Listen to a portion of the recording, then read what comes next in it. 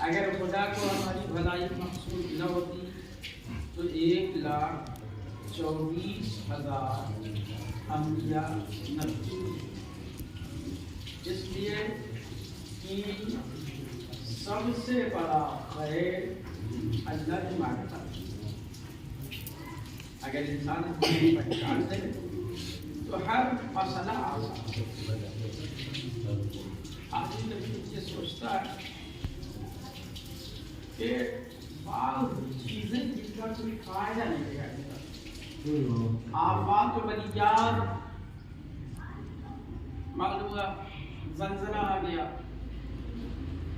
باڑھ آ گئی، طوفان آ گیا، کتنے لوگوں کی کھیتیاں برباد ہو گئی، زلزلے میں کتنے مکان گر گئے، کتنے مر گئے۔ اس پہ کون سی بھلائی ہے نا؟ تو ایسے ہی سو واقعاً اس میں ظاہراً کی بھلائی دکھائی نہیں دیتی، یہ کم بھلائی نہیں ہے۔ جب ہم اپنا فیصلہ سنا دیں اپنے فائدے اور نقصان کے اعتبار سے یا اپنے گاؤں محلے کے فائدے اور نقصان کے اعتبار سے، حالانکہ اللہ کسی ذات کے فائدے اور نقصان کو نظر میں نہیں رکھتا، یا کسی گاؤں دیہات کا فائدہ یا نقصان نگاہ میں نہیں ہے۔ اگر اللہ نے سورج اگایا تو کل کائنات کے لیے، چاند بنایا تو تمام مخلوقات کے لیے، بارش کی تو سب کے لیے۔ اللہ کا کام کسی خاص گاؤں کے لیے نہیں ہے، خاص قوم کے لیے نہیں ہے، خاص انسان کے لیے نہیں ہے، بلکہ اللہ تبارک و تعالی کا کام پوری انسانیت اور پوری مخلوق کے لیے ہوتا ہے۔ اس لیے جب بھی آپ کی نگاہ میں کوئی آفت، مصیبت، پریشانی دکھائی دے تو یہ نہ کہیے گا کہ یہ تو صرف اور صرف مصیبت ہے، صرف اور صرف مصیبت نہیں ہے، یہ دیکھیے کہ اس کا فائدہ کتنا ہے۔ بسا اوقات دو چار لوگوں کی جان دے کے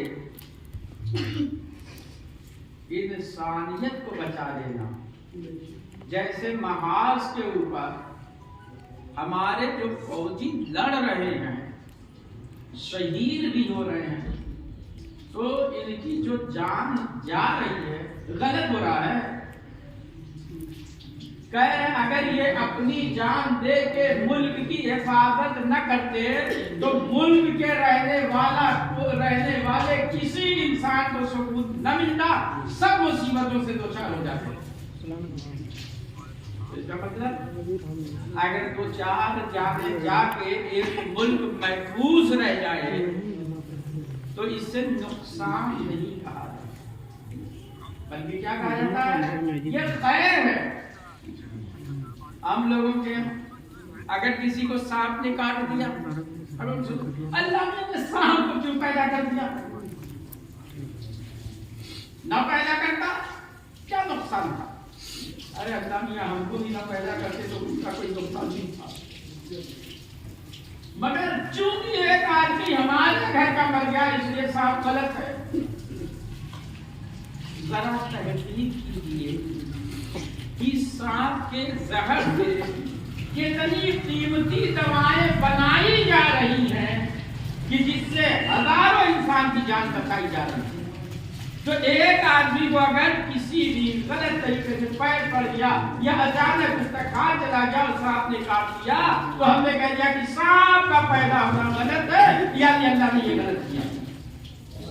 عزیزو، اللہ کی جانب سے جو آفات اور بلیات آتی ہیں اس میں صرف اپنے اور اپنے سماج کو سب دیکھیے، کل کائنات کو دیکھیے کہ اس کا کیا نقصان ہے، اس کا کیا فائدہ ہے۔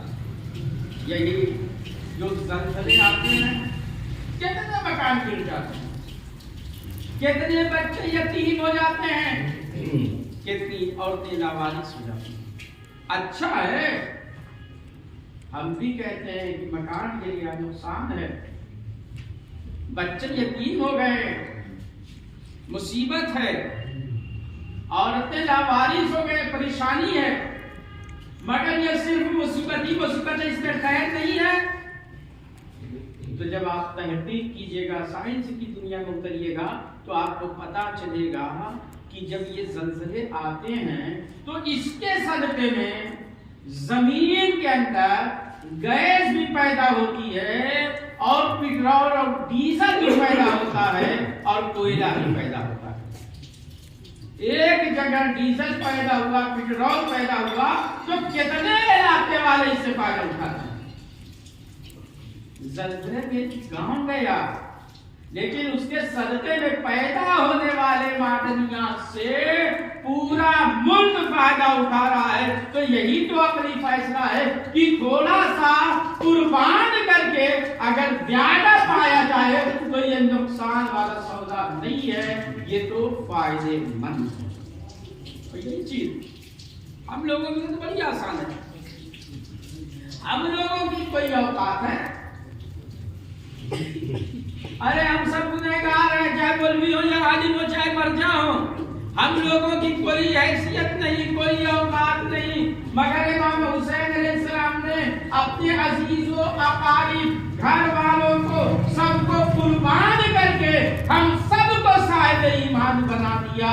कहा याद रखना, अगर हमारी ये कुर्बानी न होती तो दुनिया से नाम खुदा मिट जाता। लिहाजा ये कुर्बानी मामूली है, कायनात में खुदा का जिक्र होता रहेगा।